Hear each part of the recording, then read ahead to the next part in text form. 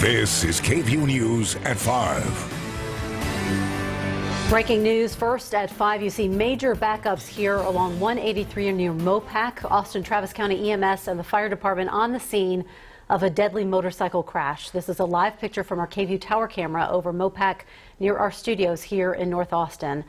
The emergency services tweeted out that the rider may have driven off the flyover, in fact fell 100 feet off that flyover.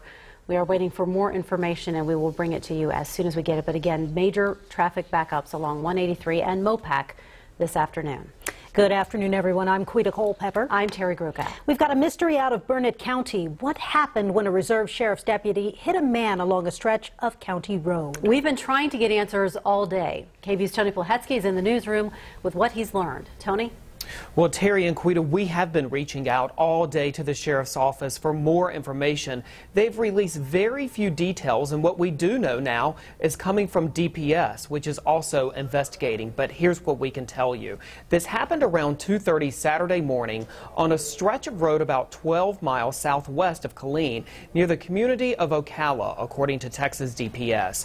Officials say a 2010 Ford Crown Victoria was traveling on RM 963. It was driven by Deputy John Groom of Burnett when it hit 37-year-old Donnie Justin Hayes, who officials say was lying in the roadway.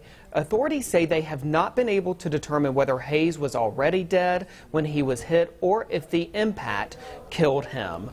And the Burnett County Sheriff's Office does confirm that Deputy Groom was on duty at the time. But again, a lot of unanswered questions about this today. We don't know, for example, if the deputy was responding to a call at the time or why the man who was struck was in the roadway to begin with.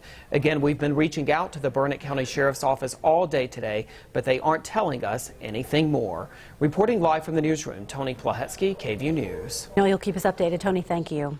Mayor Steve Adler met with U.S. Attorney General Jeff Sessions in Washington, D.C. today. He wanted to know whether Sessions considers Austin a sanctuary city at risk of losing certain federal grants. KVUE's Rebecca Trejo joins us now here in the studio with why the mayor says he was pleased with the meeting. Rebecca? Well, Terry, Mayor Steve Adler says he asked Attorney General Jeff Sessions what a sanctuary city is and what makes a city sanctionable or subject to any possible repercussions from the federal government. Now this comes after Sessions announced last month that local governments would lose grants if they continue their sanctuary city status. The Travis County Sheriff's Office requires ICE to provide warrants for detainers at the jail rather than simply making a request. So Mayor Steve Adler asked Sessions if our city was sanctionable, and he says Sessions told him no, based on a federal statute that says a government entity may not prohibit communication between immigration officials in Title 8, Chapter 12 of the U.S. Code. That was the singular statute that he was concerned about with respect to sanctuary cities or sanctionable cities. So the question that I asked the Attorney General was, would a county that was not honoring voluntary detainers be a county that would be sanctioned on that regard? And he told me no. This afternoon, a spokesperson for the Department of Justice disputes Mayor Adler's assessment of the meeting, saying, quote, the Attorney General did not comment or provide a legal opinion as to whether Austin or any other jurisdiction is or is not in compliance. Now, even though our area may be safe from getting federal grants pulled because of the county sanctuary city policy, state grants are still in jeopardy. Governor Greg Abbott decided to withhold $1.5 million to Travis County in February of this year. Terry, Quita, back to you. All right, Rebecca, the Texas House is set to vote on SB 4 tomorrow. That bill will require all Texas law enforcement to honor ICE detainers, which are voluntary requests to hold someone while their immigration status is investigated. It is expected to pass on party lines. Meanwhile, time is running out for bills that haven't been scheduled for committee hearings. Today, advocates from across the state gathered at the Capitol, calling on lawmakers to take up 2 bills related to medical marijuana. KVUE political reporter Ashley Godot is live at the Capitol. And Ashley, what exactly are they asking for? Well, Quita, they want Texas to expand which conditions are in the compassionate use program, the program that allows cannabis to be used as treatment.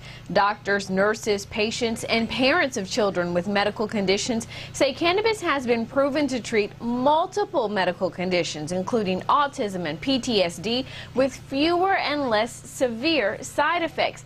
And treatment is approved in other states. However, in Texas, it's only allowed to treat a certain type of epilepsy. House Bill 2107 and its companion, Senate Bill 269, would allow more conditions to be treated and remove some of the restrictions on medical marijuana. Now, I don't know of a single physician who truly opposes the use of cannabis by cancer patients. It's proven to help with chemotherapy-induced nausea and vomiting. It stimulates appetite, and it also decreases opioid medication needs. In a time when opioid overdose deaths are the #1 cause of accidental death in our country, an epidemic. Please allow physicians another tool. The group is specifically calling on Representative Ford Price, chair of the House Committee on Public Health, and Senator Charles Swartner, chair of the Senate Committee on Health and Human Services, to hold hearings on the bills. They say they've called, emailed, and visited both lawmakers, but haven't gotten any response. I also tried to get in touch with those lawmakers about those bills today. Neither of them or their staff responded to my calls and emails. Live at the Capitol, Ashley Goodo, KVUE News. All right, Ashley, thank you. Also at the Capitol this morning, as members of the House entered the floor, they were greeted by some different constituents: a cow, a goat, and a turtle. The Texans inside the costumes and some Houston fifth graders are advocating for House Bill 3482 to allow cities to pass ordinances related to single-use plastic bags like Austin's bag ban. The girls say those plastic bags litter the bayou near their home and they need to be banned.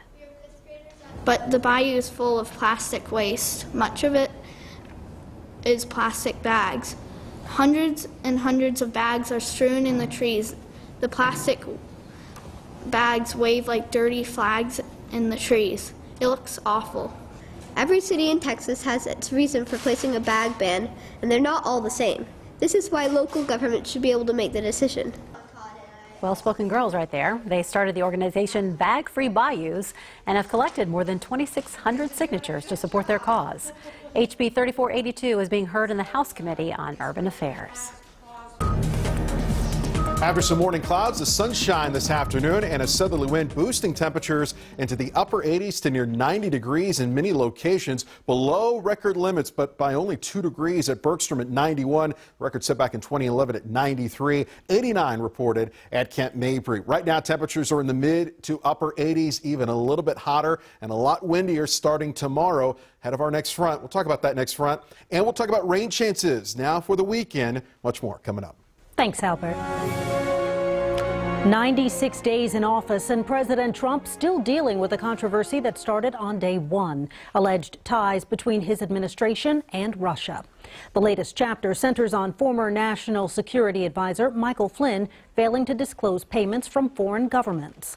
Bipartisan leaders of the House Oversight Committee say it appears Flynn broke the law, and so far the White House is refusing to hand over information.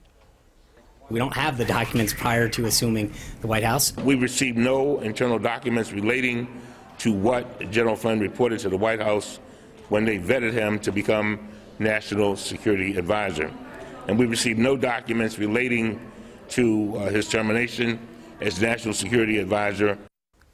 Right now, time is winding down for Congress to pass a $1 trillion spending bill. But Democrats are eyeing a perceived victory on the president's proposed border wall. The president is easing off his demands for the government funding bill. There is no sign that tensions are easing between the U.S. and North Korea. North Korea conducted a big live fire exercise to mark the anniversary of the founding of its military. At the same time, a U.S. submarine docked in South Korea in a show of force.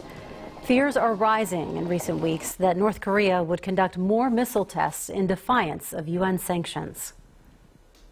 A North Korean missile with a nuclear payload capable of striking an American city is no longer a distant hypothetical, but an imminent danger.